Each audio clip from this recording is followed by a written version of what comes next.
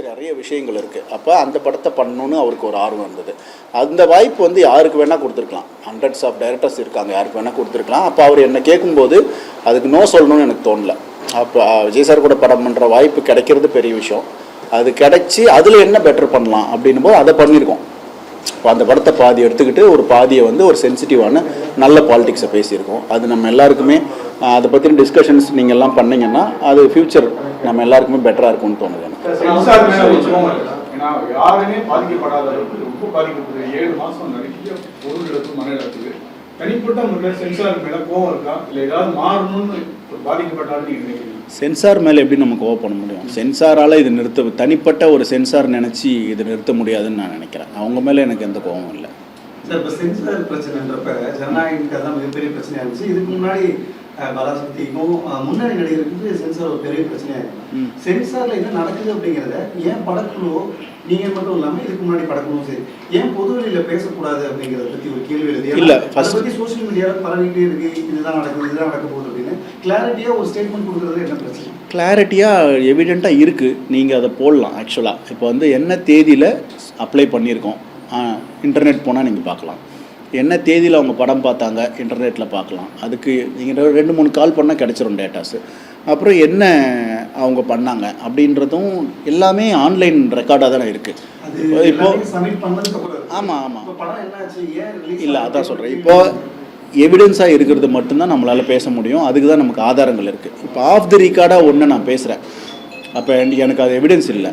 அது ஒரு பெரிய இன்ஸ்டியூஷன், ஒரு பெரிய ஒரு டெல்லி கவர்மெண்ட்டோடைய பவர்ஃபுல்லான இன்ஸ்டியூஷன் அது. அப்போ நான் ஒரு ஆதாரம் இல்லாமல் ஒரு விஷயத்தை எப்படி பேச முடியும்? நிறைய இருக்குது, பேசுகிறதுக்கு நிறைய இருக்குது. பட் ஆனால் அது ஆதாரம் இல்லாமல் எப்படி நம்ம பேச முடியும்? அப்போது சட்டத்துக்கு உட்பட்டு ஒரு செயல் நடக்கலைன்னா அது நம்ம கோர்ட்டுக்கு போய் சேலஞ்ச் பண்ணுறோம். இந்த மாதிரி ரூல்ஸ் இருக்குங்க, இந்த மாதிரி கொடுக்காத தப்பு அப்படின்னு கோர்ட்டு ஒத்துக்கிட்டு சர்டிஃபிகேட் கொடுக்க சொல்கிறாங்க. அதுக்கப்புறம் அதுக்கு ஒரு தடை வருது. தடை வந்த பிறகு சட்டத்தை வச்சு நம்ம என்ன வேணால் பண்ண முடியல, நீதியை தாமதப்படுத்துறதுக்கும் அங்கே சோர்ஸஸ் இருக்குது. ஸோ அப்படி எங்களுக்கு ஒரு அநீதி நடந்திருக்கு. பட் ஆனால் அதை எப்படி இதாக நடந்ததுன்னு சொல்லு அப்படின்னா என்கிட்ட எந்த எவிடன்ஸும் இல்லை சொல்கிறதுக்கு, அவ்வளோதான். ஸோ அதை மக்கள் புரிஞ்சுப்பாங்கன்னு நான் நினைக்கிறேன். புரிஞ்சுக்கிட்டு அதுக்கான தீர்ப்பு கொடுப்பாங்கன்னு நினைக்கிறேன். சார், நேற்று வந்து புது ப்ரோமோவில் சார் செக்ரட்டரியில் செஞ்சார், ஒரு சில செய்கைகள்லாம் வந்திருந்தது, கோட்ஸ் போட்டது, அது மாதிரி என்னென்ன எலமெண்ட்ஸ்லாம் புதுசாக சேர்த்துருக்கு சார் படத்தில் சார்? என்னன்னா இவ்வளோ ஃபாஸ்ட்டாக கேட்குறேன் கோச்சிலோ. நேற்று வந்து புது ப்ரோமோவில் சார் செக்ரட்டரியில் செஞ்சது ஒரு சைகைலாம் வந்துருந்தது, அதுமாதிரி கோட்ஸ் போட்டதெல்லாம் வந்திருந்தது. அந்த மாதிரி என்னென்ன எலமெண்ட்ஸ்லாம் புதுசாக சேர்த்துருக்கோம் சார்?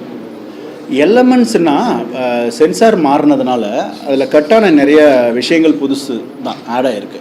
அது அப்படியே மேஜர் சேஞ்சா அப்படின்னா மேஜர் சேஞ்ச் இல்லை, குட்டி குட்டி விஷயங்கள் இருக்குது.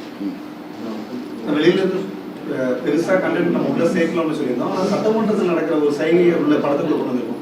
அது படத்துக்குள்ள சட்டமன்றத்தில் அவர் சட்டமன்றத்துக்கு வரதுக்கு முன்னாடி அது படத்தில் இருக்குது. இப்போ அதுக்கப்புறம் தானே அவர் சட்டமன்றத்துக்கு வந்தார். அப்போ அதனால் அவர் படத்தில் பண்ண செய்கையை வேணால் சட்டமன்றத்தில் பண்ணியிருக்காருன்னு சொல்லலாம். நீங்கள் படத்தில் முக்கியமாக எல்லாரும் கரூர் சம்பவத்துக்கு வந்து நீங்கள் வந்து எடுத்துட்டீங்க, அது ஒரு கிளிப்பிங்ஸ் யூஸ் பண்ணியிருக்கீங்க. அது காரணமே இந்த படப்பிடிப்பு தான் குற்றச்சாட்டு. உண்மையிலே அந்த கரூர் கூட்டம் அந்த இதுதான் எடுத்துக்கிங்களா, வச்சிருக்கீங்களா? அந்த இதுக்கும் ஏதாவது சம்பந்தம் இருக்கா? அது எல்லாம் அந்த மேட்டரில் எல்லாம் உங்கள் எல்லார் மேலேயும் எனக்கு வருத்தம் இருக்குது. நான் எங்கே இருந்தேன்னு கண்டுபிடிக்கிறதுக்கு உங்களுக்கு எவ்வளோ நேரம் ஆகும்? யூனிட்டே போனாலும் உங்களுக்கு எவ்வளோ நேரம் ஆகும் கண்டுபிடிக்கிறதுக்கு?